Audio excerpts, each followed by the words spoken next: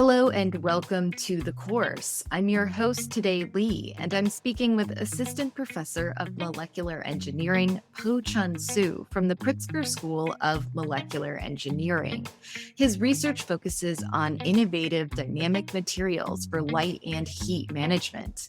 His PhD thesis project in cooling textile was selected as top 10 world-changing ideas by Scientific American. Professor Hsu is here to talk to us about his career path and how he became a University of Chicago professor. Welcome to the course, Professor Po-Chun Hsu. It is a pleasure to have you here with me today. Thank you. Glad to be here. So, Po-Chun, can you give me a general overview of your career from your undergraduate years in college all the way to becoming a professor at the University of Chicago? Right. So I majored in material science in undergrad, and I think that the reason was quite straightforward. I just like looking at things that's more tangible. I remember I was mostly interested in looking at how atoms align and how that will affect the daily life macroscopic property. I found that fascinating. And also for the younger myself, I realized that every technological advancement comes from a better material. So I figured there must be something that I'll be fascinated with, so I just jump into the field. And I think it was not a very well-defined path. In the beginning, of course, I took classes as other people do. But if I were to make sense of all what I did back then, I think it was a little bit more of a try to be different, try to be rebellious of what the traditional knowledge is. And I think that also motivated me to do some experiments in the research field. So hopefully we can push the boundary a little bit more. And so after the undergrad, I did 1 year of military service as military, and then 2 years of research assistance in the Academia Sinica in Taiwan, and then went to Stanford University for PhD, also in material science, where I did transparent electrode using metal nanowires. And then based on an opportunity by DOE, specifically it's an APRA-E project, about how to extend personal thermal comfort zone by creating a better wearable technology.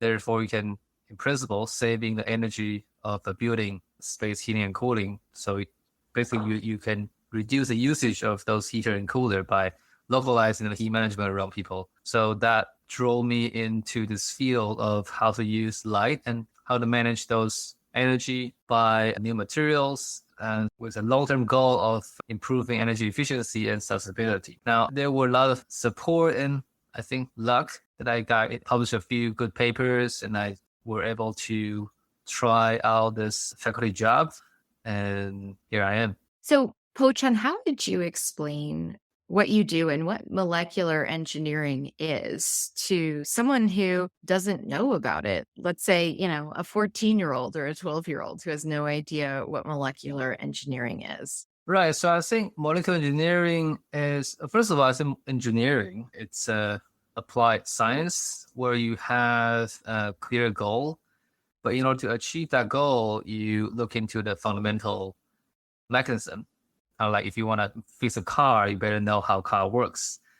So if you want to, let's say in my research, first of all, we develop a wearable fabric that can change the insulation property. So imagine if you travel from Chicago to, let's say, Florida, right? So the climate is very different. So typically you carry different cloths and just for the sake of adjusting to the temperature variation.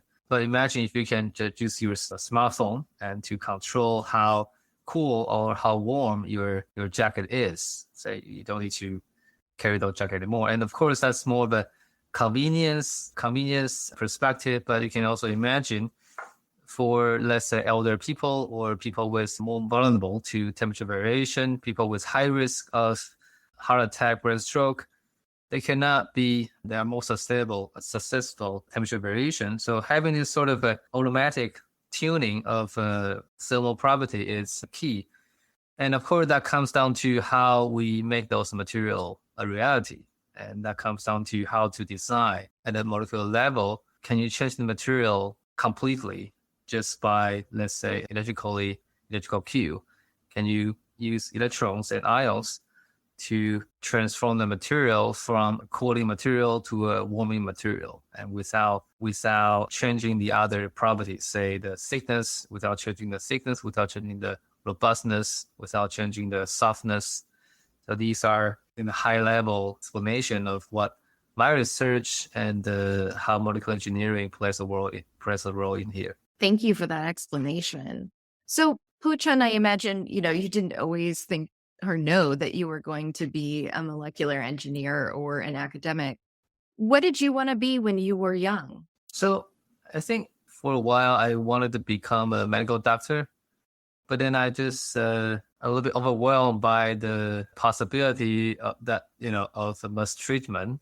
But of course, I like study things. I like the science and the impact that will have. But then I just switched gear to more of a physical science where I can, the value of experiment is the stepstone to the success. So I think that's more of at least to me, has less pressure. And of course, I think I've been always quite a curious person and not afraid of taking different routes, even though that seems to be inefficient and sometimes stupid. But I just enjoy the process a lot. And for example, it was a design course, a electronic design course in undergrad, and we're supposed to finish a small project, a small electronic device, and a lot of my classmates just get some commercial kit and try to put them together based on the manual. But then I thought that would be too boring, so I just convinced my teammate to do a little bit different. So we tried to create an alarm that's really, really effective, that will create a lot of light and sound, so to wake us up. So that require a lot of power electronics. How do we connect the clock and everything? We didn't make it eventually, but we learned a lot of different things, and I think that's unique experience to us, and that's also what motivated us to do the thing in the beginning. And I think that mindset carries till here, till now as well. That what I wanted to do things that's uniquely defined. So when people look at this work, people will immediately identify this is from me, and I can feel confident to say that we are making special and positive impact to the society, to the research community. Po-Chun, you grew up in Taiwan, is that right? Yes. So I know that pursuing a PhD is a difficult process, and you moved halfway around the world to do it. Who did you lean on for support as you were working on your PhD? I still think my PhD advisor, who is actually really a life changer. So in the beginning of my PhD, I didn't realize that doing research could be this fun. Although I love that, but I didn't know that it's actually full of opportunities. I think there's a misunderstanding of fundamental research that it's sometimes really limited to the ivory tower, that no one knows what you're doing and it's boring and no one cares. But I think coming to the US, especially under the guidance of my PhD and postdoc advisor, I realized that you can do both. You can do both curiosity-driven, very fundamental, in-depth research, but some of them turns out to be game changer for the whole technology. I think that really brings me to really attract me to and motivate me to pursue this career. And of course, on the route of becoming as a professor, they provides me a lot of insight on how this works, what it takes, and how do we deal with those obstacles, how to deal with the stress, and of course to look at how do we find the big picture, especially when we are confused about those tiny details. Oftentimes we need those help from the outside, from the higher level, to bring us up to re-examining the project again, re-examining the direction again, so we can pick up the speed and move forward. So I deeply think that they are providing strong support. Of course, personally, family, they are extremely supportive. They just believe what I do, even though this is a very long time, and many of my classmates back then were still already working and earning salaries while I was still a student. But the family, they just support me unconditionally to pursue my dream. So these are definitely extremely important, and I couldn't do without these support. And so, how did you realize that molecular engineering was something that you wanted to study? Like, what is it about that is so fascinating to you and captures your attention? I think in the broader sense, molecular engineering is it's a very unique overlap between fundamental science and macroscopic or practical engineering. And because a lot of engineering field has overlap with very practical industry related research where you have a lot of constraint from the, say, market or practical perspective. But on the other hand, the fundamental research, sometimes there's too fundamental, then you can't find a good driving force to move forward.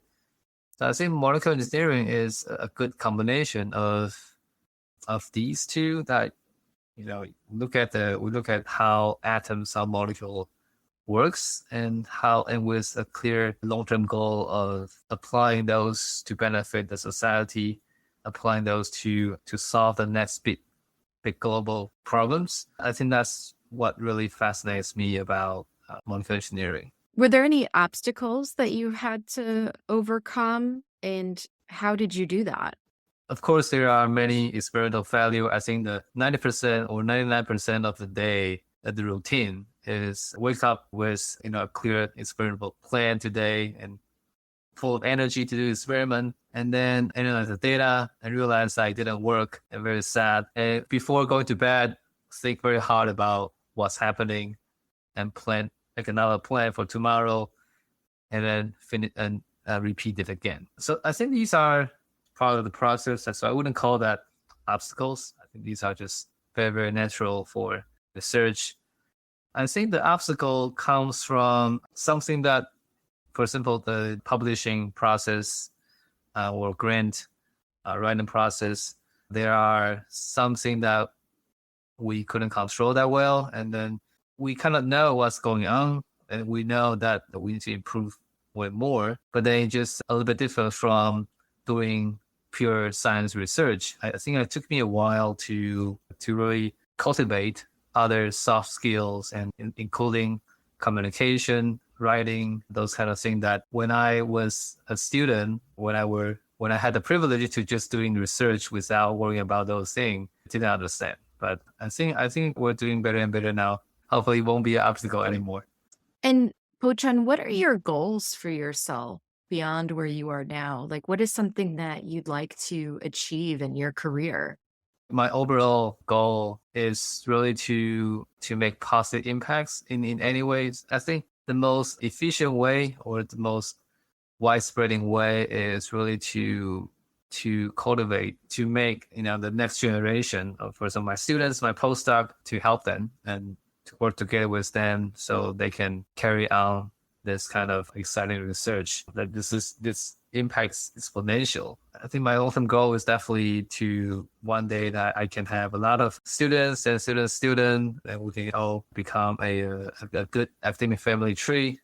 That when it comes to, for example, light and heat management, for energy, for sustainability, or even for space engineering, that we can be somewhat useful in this research field. Yeah, that I think that's it all comes to good people and to educating the next generation, I think.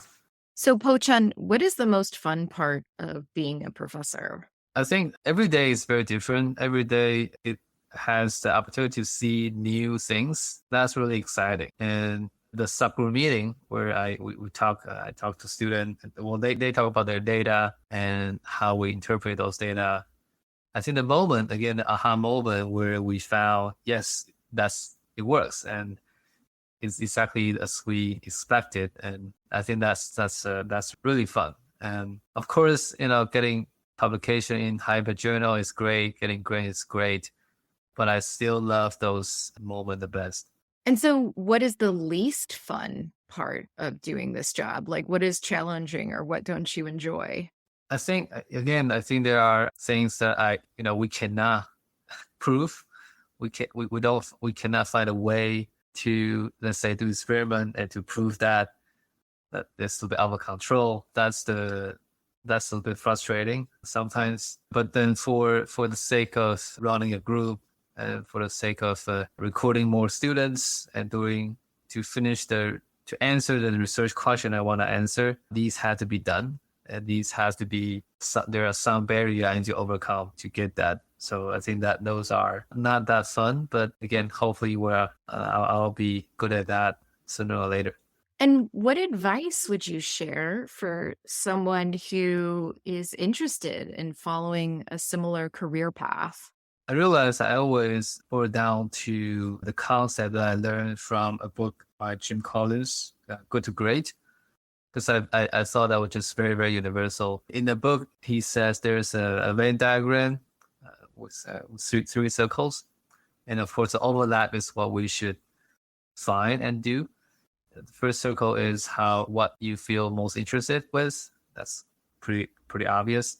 The second circle is what you are good at. The third circle is what has economic drive, what gives you funding or money to drive you in the long run. And I found this method very useful from my perspective. I love doing research. I love molecular engineering, and I'm pretty good at that.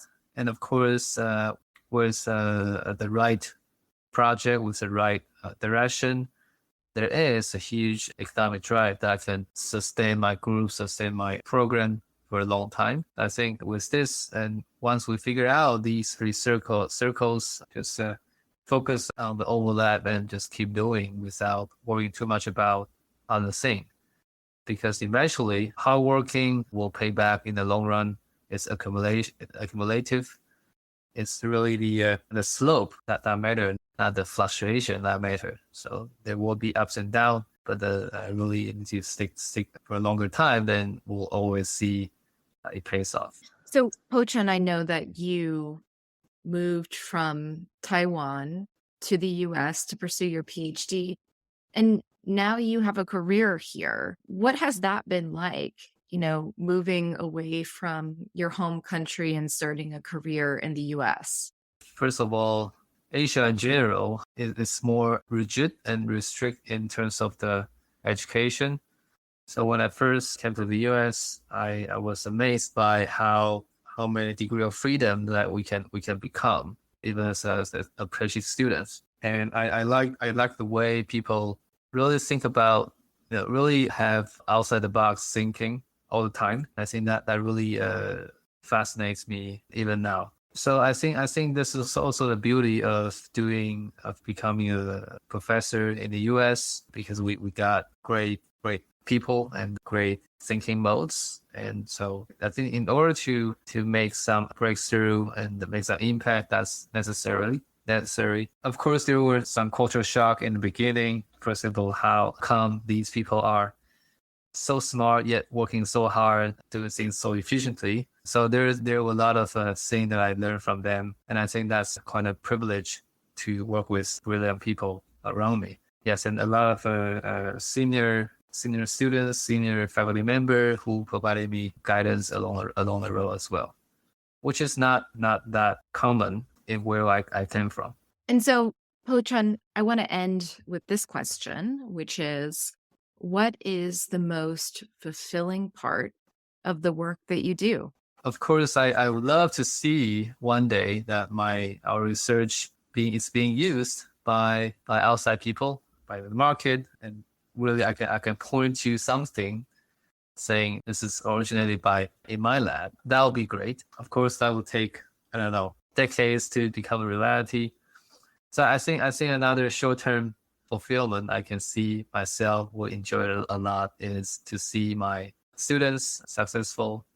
I have a couple of students who will graduate in 2 years from now. I look forward to see how they mature and how they can become superstar one day. And I like how they come up with their own idea. So it's really a two-way discussion, not just giving them advice. I think it's a lot of fun when I see them grow and become independent, become one day better than me. That's a really fulfilling moment.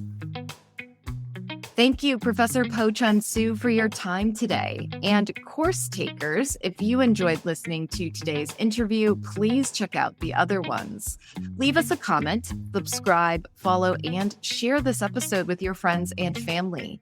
You can find out more about the University of Chicago through uchicago.edu or the university's campus in Hong Kong through uchicago.hk. Stay tuned for more, and thanks for listening.